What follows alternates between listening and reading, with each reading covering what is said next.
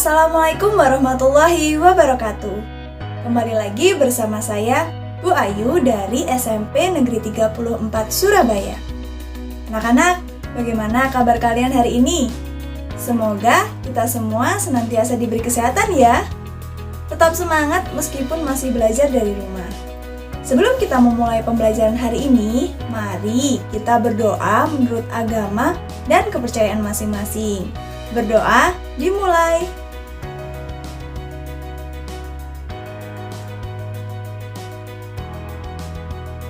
Berdoa selesai. Anak-anak, hari ini kita akan mempelajari kompetensi dasar 3.5. Apa sih itu, Bu Ayu? Yakni menganalisis sistem pencernaan pada manusia dan memahami gangguan yang berhubungan dengan sistem pencernaan, serta upaya menjaga kesehatan sistem pencernaan. Lalu tujuan pembelajaran kali ini adalah mengidentifikasi nutrisi pada makanan, kemudian menjelaskan sistem pencernaan pada manusia, dan memahami kelainan pada sistem pencernaan manusia.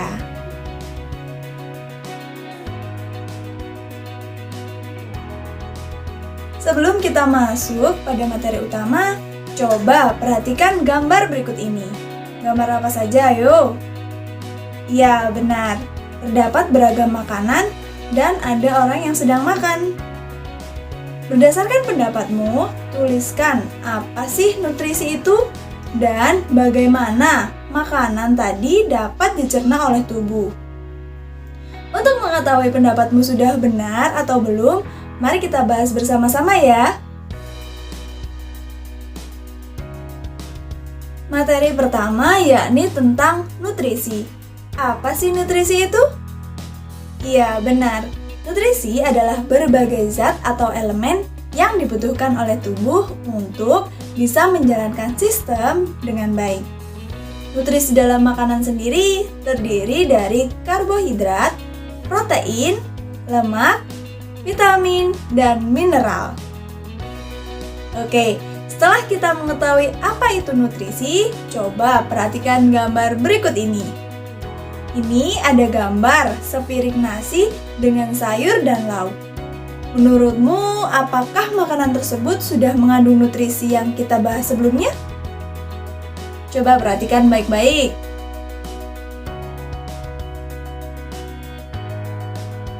Ya, benar. Nasi mengandung karbohidrat, kemudian sayur-mayurnya mengandung vitamin dan mineral, kemudian lauknya mengandung protein dan lemak. Protein dan lemak yang diperlukan tubuh bebas ya, boleh protein hewani atau nabati. Karena kalian sudah tahu nutrisi yang ada dan diperlukan oleh tubuh, mulai sekarang perhatikan baik-baik ya makanan yang akan kalian konsumsi. Apakah sudah mencakup nutrisi-nutrisi yang diperlukan oleh tubuh kita?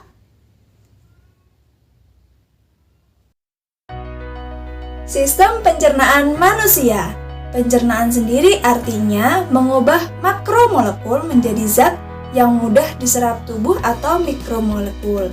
Mudahnya, makromolekul adalah zat yang masih besar atau sulit dicerna, kemudian mikromolekul zatnya sudah terpecah atau menjadi kecil.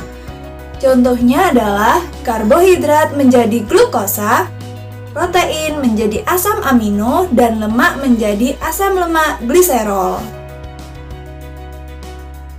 Sistem pencernaan pada manusia dibagi menjadi dua, yakni saluran pencernaan dan kelenjar pencernaan.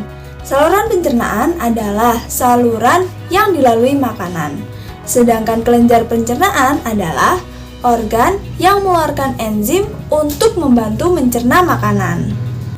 Saluran pencernaan meliputi mulut, kerongkongan, lambung, usus halus, usus besar, dan anus. Sedangkan kelenjar pencernaan terdapat di mulut, lambung, usus halus, pankreas, dan hati. Organ pencernaan yang pertama, mulut. Di dalam mulut terdapat gigi, kelenjar saliva, dan lidah. Fungsi gigi sendiri adalah memotong dan mengoyak makanan. Oleh karena itu disebut pencernaan mekanik. Kemudian kelenjar saliva mengandung enzim tialin atau amilase yang digunakan untuk mengubah amilum menjadi maltosa. Karena menggunakan enzim di dalam pencernaannya, maka disebut pencernaan kimiawi. Kemudian lidah berfungsi memindahkan makanan dalam mulut. Pencernaan dalam mulut membuat makanan menjadi lembek dan menjadi bulatan, yang biasa disebut bolus. Organ pencernaan selanjutnya yakni faring dan esofagus.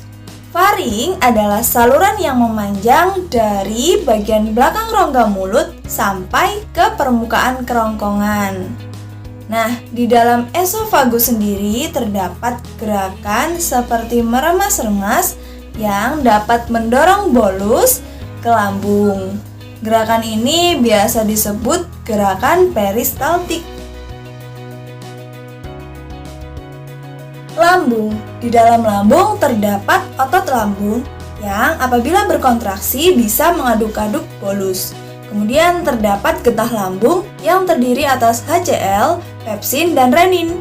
HCl berfungsi untuk membunuh kuman, pepsin mengubah protein menjadi pepton, dan renin mengendapkan protein susu. Oleh karena itu, di dalam lambung terjadi dua jenis pencernaan, yakni pencernaan mekanik dan pencernaan kimiawi yang dibantu oleh enzim. Usus halus terdiri atas 3 bagian, yakni duodenum, jejunum, dan ileum.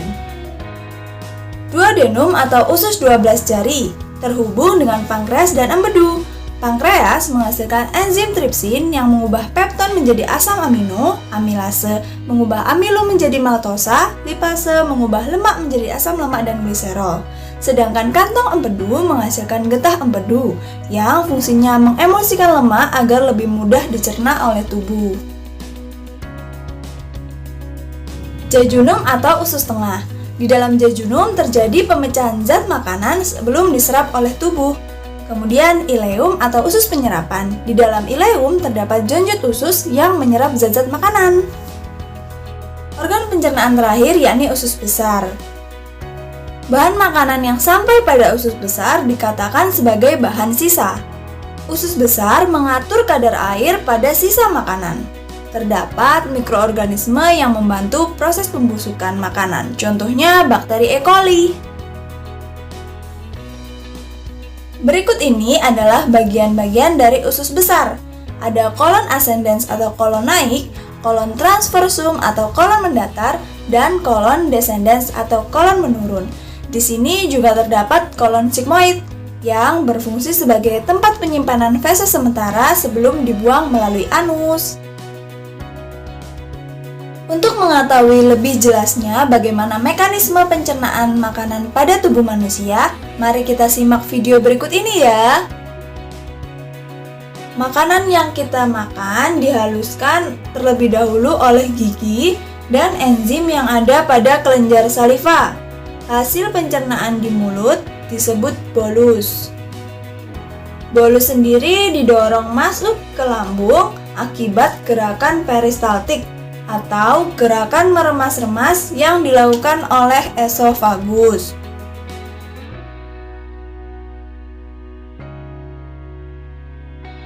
Di dalam lambung, bolus diaduk-aduk dan dicerna secara kimiawi dengan bantuan enzim. Bolus akan menjadi kimus yang berbentuk setengah cair atau seperti bubur. Kemudian kimus masuk ke usus halus, dicerna kembali dengan enzim-enzim menjadi zat yang paling sederhana. Enzim-enzim pada usus halus didapat dari pankreas dan getah empedunya dari kantong empedu. Kimus tadi diubah menjadi zat paling sederhana atau sari-sari makanan. Di dalam usus halus, sari-sari makanan diserap oleh usus penyerapan atau ileum dan masuk ke pembuluh darah untuk diedarkan ke seluruh tubuh dan diubah menjadi energi. Lalu sisa-sisa makanan yang tidak diserap akan dibusukkan dalam usus besar menjadi feses.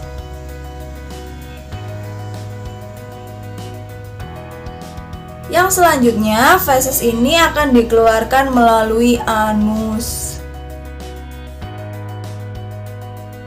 Kelainan atau gangguan pada sistem pencernaan. Yang pertama, diare. Diare merupakan frekuensi BAB lebih dari 3 kali sehari. Kondisi ini bisa disebabkan oleh perubahan pola makan, infeksi rotavirus, ataupun bakteri. Selanjutnya, konstipasi. Konstipasi adalah frekuensi BAB menjadi lebih jarang dan disertai dengan kesulitan BAB. Hal ini bisa disebabkan oleh menurunnya pergerakan usus. Kemudian penyakit GERD. Terjadi ketika asam lambung naik menuju kerongkongan. Kondisi ini disebabkan oleh melemahnya sfinkter yang terletak di dalam saluran kerongkongan bagian bawah. Gangguan berikutnya adalah keracunan makanan. Terjadi bila mengkonsumsi makanan yang telah kontaminasi oleh mikroba. Biasanya ditandai demam, mual, dan muntah. Selanjutnya, apendisitis. Terjadi peradangan pada appendix atau usus buntu. Hal ini bisa disebabkan karena tersumbat oleh feses, benda asing, ataupun infeksi. Yang terakhir, hemoroid. Akibat peradangan dan pembengkakan pada pembuluh darah di sekitar anus. Biasanya kita sebut wasir. Anak-anak, hari ini kita sudah mempelajari tentang nutrisi, sistem pencernaan pada manusia, dan kelainan pada sistem pencernaan manusia. Nah, setelah ini ada tugas yang harus kalian kerjakan di buku tulis kalian masing-masing. Simak baik-baik soalnya ya.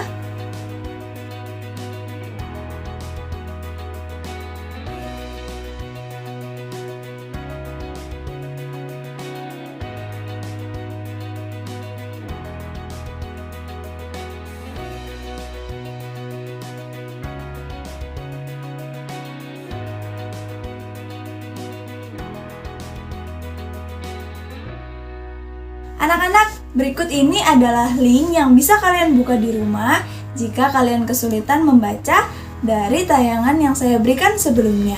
Tapi, tetap dikerjakan ya. Sekian pembelajaran hari ini, mohon maaf bila saya ada salah kata dan cara penyampaian.